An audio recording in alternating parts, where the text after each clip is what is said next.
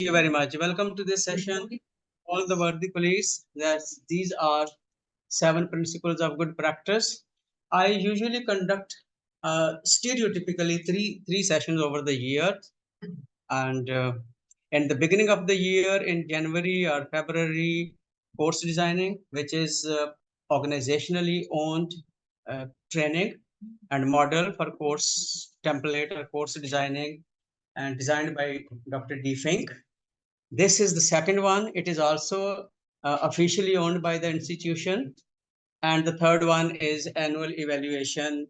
It's system understanding and personal mission statement development. These are three organizational training owned by the organization officially. So the purpose of this study was to identify some practices, policies and procedures at individual level, teachers level, as well as institutional level. But here we are talking about the practices related to teaching, and which can actually ensure an outcome, powerful and enduring learning. So Dr. Peter H. Armako, somewhere around 2010 or 9, he actually brought this idea from USA that we should focus on these 7 principles of good practice, particularly at undergrad level, so that we could inculcate powerful learning for our students. So here is the list of these 7 principles, and we will be defining them, identifying that which is the most fit definition of what principle here. So could you please identify, this is the definition of which one?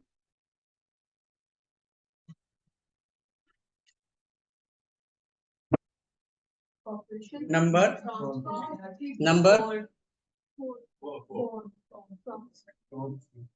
Okay. So it means this is a principle of good practice at undergrad, that we are supposed, or we are bound by the institution to give for some of the activities, especially for formative assessment, that prompt feedback to help our students that they understand their progress, their strength in learning, their barriers, and their issues. So this is the one of the principles. So next one, please identify.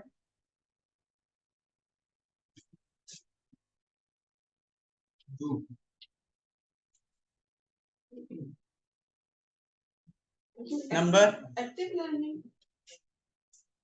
Number? Number 1. 1, 2, 3. 3 answers अभी तक आए हैं. 1, 2, 3. 3 active learning.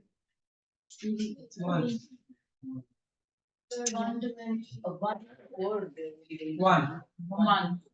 One. Why do you say this one? Which is the key word? Motivation. Okay, motivation. Key one word. Okay, so okay, difficult. Both sides have a communication, and that communication is a frequent communication, and in that communication, okay. So if your students are facing some they are low in motivation, they are having problem in retention. Okay, they want to stop their program, or they want to leave the institution due to their personal or social issues or some financial issues, or they do not know that how to move forward, they are having some problem with the future guidelines, then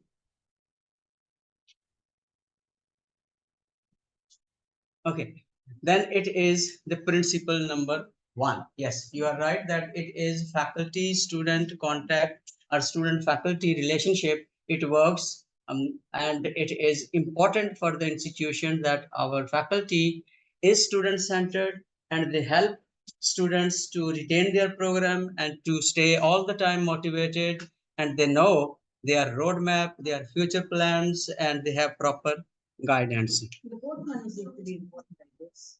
The fourth one, that's also equally important. That is Please recognize the principle here. Yes, number 1. And this one?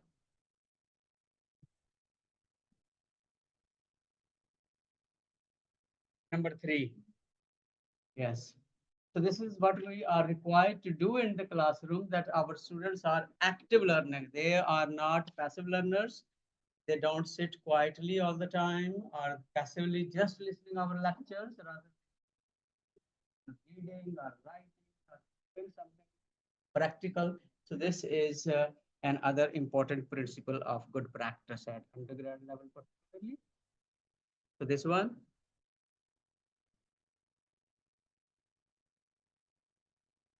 time on task.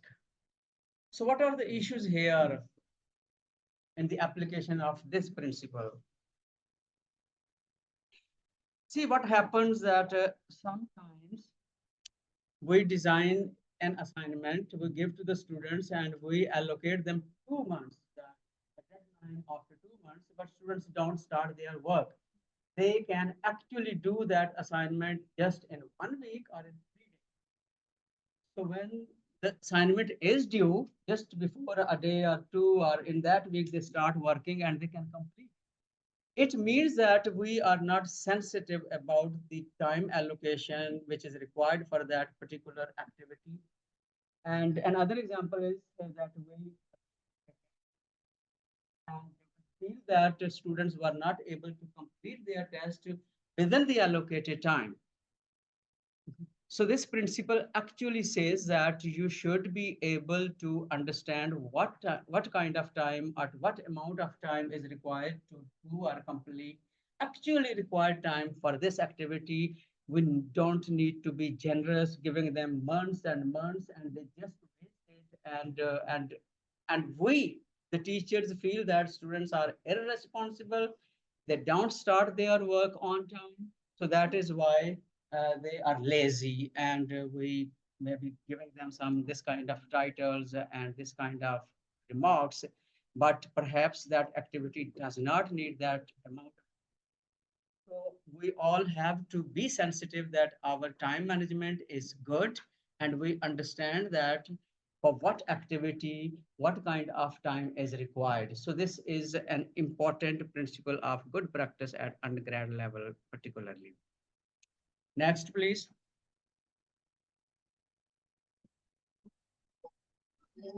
So you can do it from your end.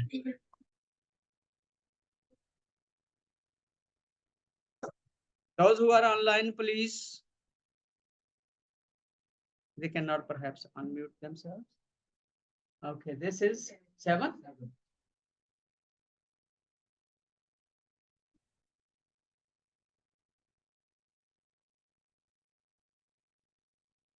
Number 2 or number 7, please. Voting.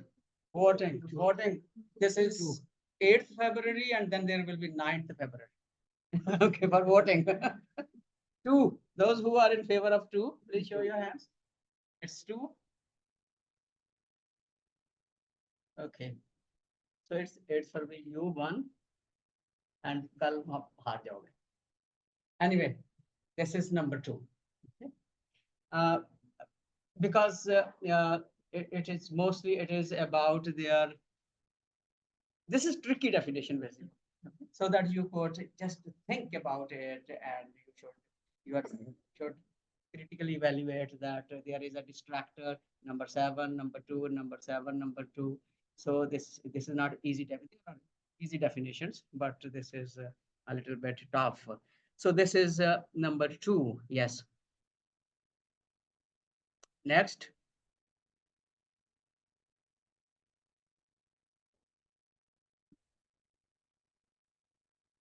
Okay, yeah, it's 7.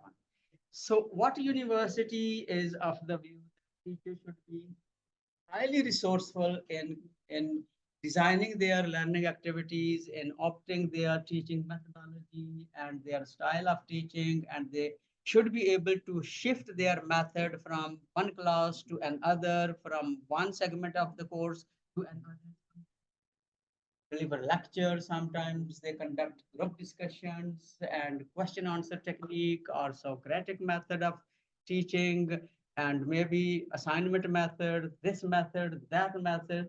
And this is important because there is diverse talent in the class. Students, if we just understand that there are at least three types of students. There are even more types if we ask to Garner. So Professor Garner says that there is multiple intelligence in your students. So it means we have multiple methods and strategies to deliver or to make it possible for the students they learn. So fundamentally, they learn by three ways. They are auditory, they are visual, they are kinesthetic, practical students. So some just learn by seeing. For example, those who are visual from you all will remember whatever is there at the board or in the slide. But whatever I am talking, they are not bothering. Or if they are trying to understand my talk, they won't be able to retain it because their visual ability to learn is stronger than their auditory. Okay. But those who are auditory ones, they can recall whatever I am saying. They can say that Dr. Ghani was actually explaining the definition and he was saying more than that. They will be able to retain it and they will be able to recall it, but others won't. And some, those who are practical, they are learning by doing this. Maybe if you don't, you will not be learning something big because you are kinesthetic.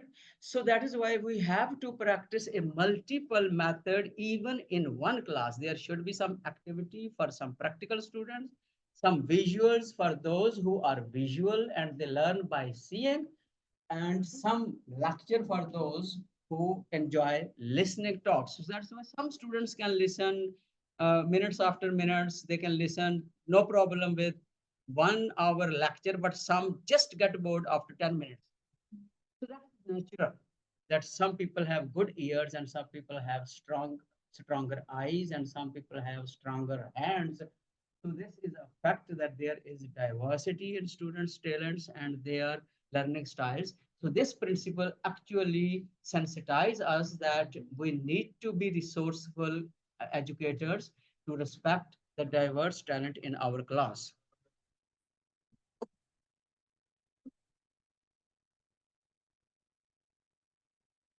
So you see that what we are doing, that you are enjoy use, I mean, I have designed PowerPoint. Most of you do the same in the class. And I am also talking about, they will just give a movie to them and we say that after the movie there will be a test. Maybe visuals will be enjoying, auditory will not be. So we need to understand that this is for particular students, visuals for particular students, and they will have more marks than the other. So if we have movie for some, we should have readings for others. We should have something for others to equalize our grading system for all and creating equal opportunities in this way. This one, please.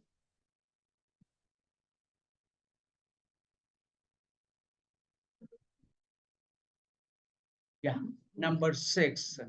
So we are supposed to stretch students' muscles and we should challenge their ability, whatever the way you challenge them, their mind, their ability, their strength. And actually, we are not supposed to lower our teaching standard for their to go to their comfort zone. Rather than we should stretch them to our level, helping them technically and strategically. We should do something to challenge them and create some high expectations so that they could have better and lofty goals for their future.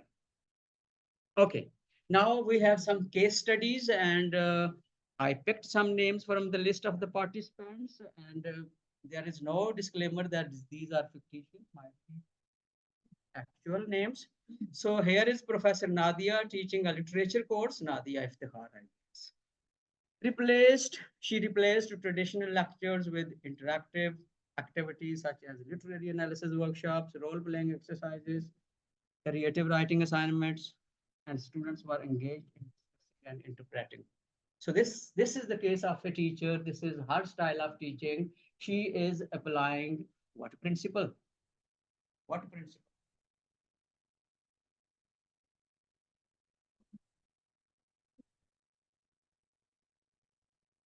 Yeah, number three. Okay. So it means along with the lecture or in addition to lectures, or sometimes we have to make the decision that I should not deliver lecture after lecture after lecture. So I have to think about other activities which are more engaging, because we should create an environment for active learning for the students. And active learning is significant learning and is long lasting learning. Lectures are effective sometimes, they are very catchy, they are sometimes motivational. All the motivational speakers, they use their uh, rhetoric power and their communication skill, and students, participants, they get fascinated by their speech. But the problem is that that speech does not stay for a long time. So that is why active learning is more important. Yes, teaching. Mm. Mhm.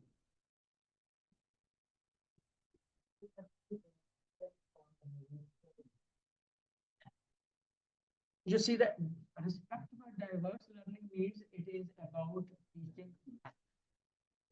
There are teaching methods. I come for lecture method. Next day I come for group class discussion, and I just start with questioning and answering all the time, questioning and answering. Okay, but engaging means that there are activities, design activities where students work. Maybe I am not involved, but they are only involved. So these are about activities. So there is difference between method and activity. So method is about respecting diverse talents, and activities are engaging, and they can be overlapping as well.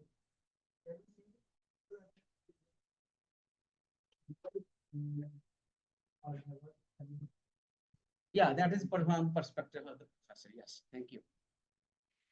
Another case, this professor, she sets challenging but achievable goals for psychology seminar. Okay. Expecting students. Which one? She is applying which principle of good practice? High expectations. Okay. So we should create a challenging environment, or we should create good assignments and activities for the students where they must employ their ability to get good marks, prove themselves in the presentations, or whatever it is. It should not be such an easy job that students know without employing their full potential, they can do it.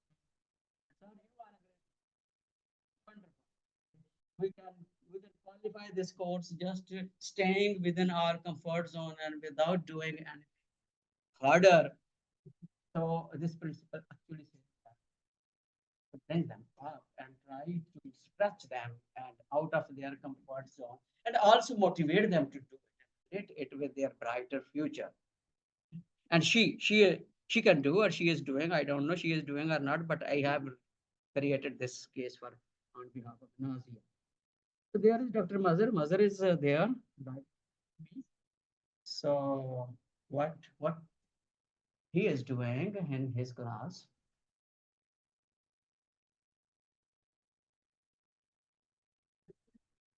Which principle are you applying?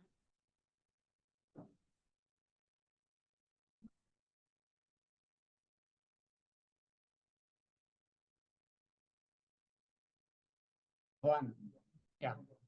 Yeah. This is so even if students are not taking interest, or they need, sometimes, for example, if you offer a course at right at 8 o'clock or at 4 o'clock or 5 o'clock, and you feel that most of the students, they having some problems in attending the class, maybe due to the early morning, the travel, there are some traffic issues or other issues. In the evening, they are mostly tired. But the teacher should know what is the actual problem. So that is why he or she needs to understand students' problem, and here student teacher contact will be working for this particular, and there could be many other reasons why we need to talk to each other. So this is the application of principle number 1. Last case, but these were just a few examples. Here, Professor Athar Azim is on the list of the participants. He might be online. So this is his sociology class. So please recognize the application of the principle.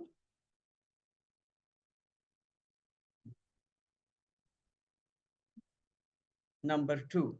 Okay. So when we create group assignments, we should be conscious that by and by after a week or 2 or 3 students, this group will turn into a team. From group to a team. So there is a social aspect of the group. Obviously, there is fundamentally, maybe according to the nature of your course, this activity is academic or intellectual, but at the same time, it is social and it develops social intelligence, interpersonal skill of the student. So we have to watch whether the group is turning into team or not, and the leader is, or the coordinator of the group is effective in developing good rapport with the members of the students. And so we should give some trainings to the group leaders for 15-20 minutes, half an hour sometimes, that you have been given some groups of 5-6 students, and you are 5 leaders in the class. So then you have to give them the training that how to lead a group into a team. This is also an important principle. Now, pictorial, please. Now, again, you have practice will be applied here for significant learning. And when we say significant learning, it means there are 2 characteristics of significant learning. One is the process in the class, and the learning out of the class in the longer life. That is called significant learning. If we want to conduct and make it possible that students are learning something significantly, which principle?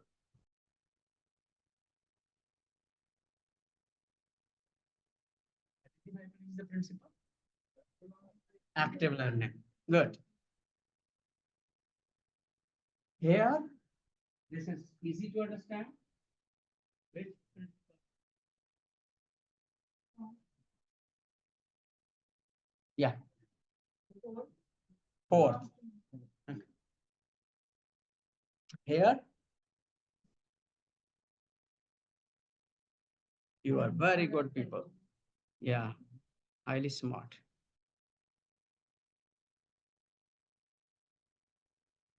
One.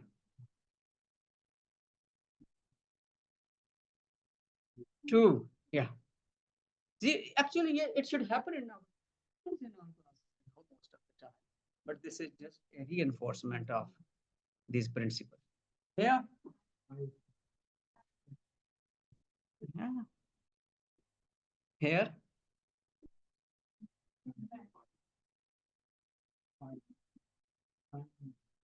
Time on task.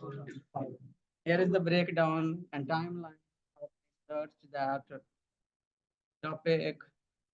This is research started. Okay. Okay. This is your rote learning test. Principle number 1, please. Student faculty contact. Well done. Okay. Cooperation among students. Number 3. Do we have chocolates for them? Number 4, feedback. Number 5. Time on task. Good. Number 6. Number 6.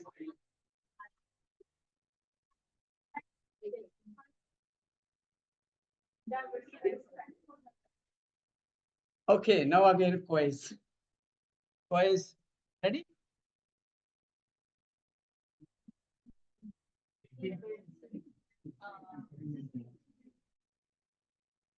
What do you say? C or D? C.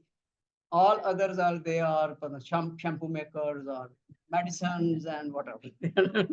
Only 2 people are educationists. Okay.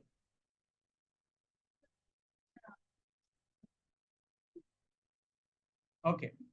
I don't know about Charles Forman, but I know that Gabby and Dr. Jonathan Adelaide, they have different tastes, but it was Armacost. Next. Question is, which is, of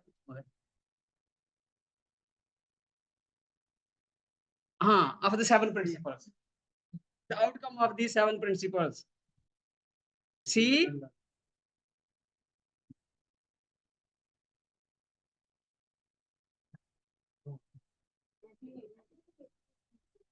yeah, it is stated. Maybe stated as outcome is powerful and enduring learning.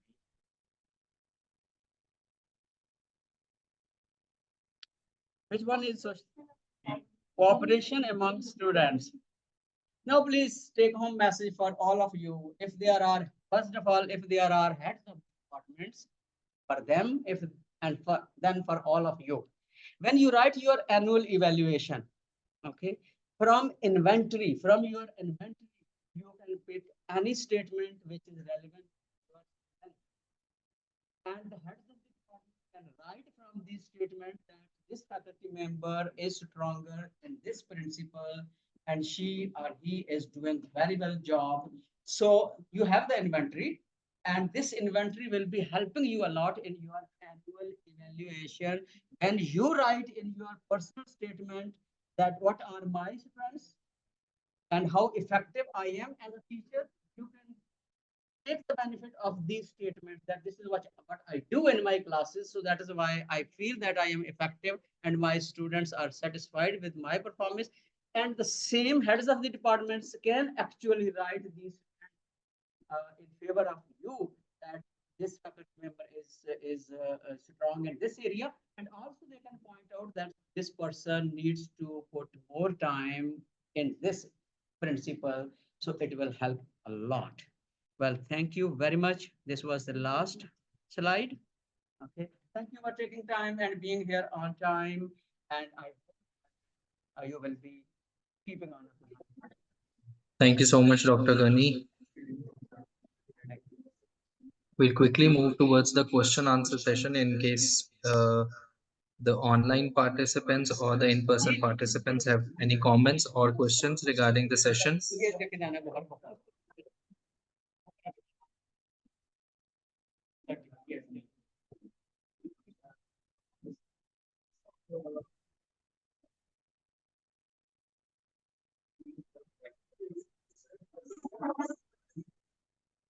Can they hear me inside?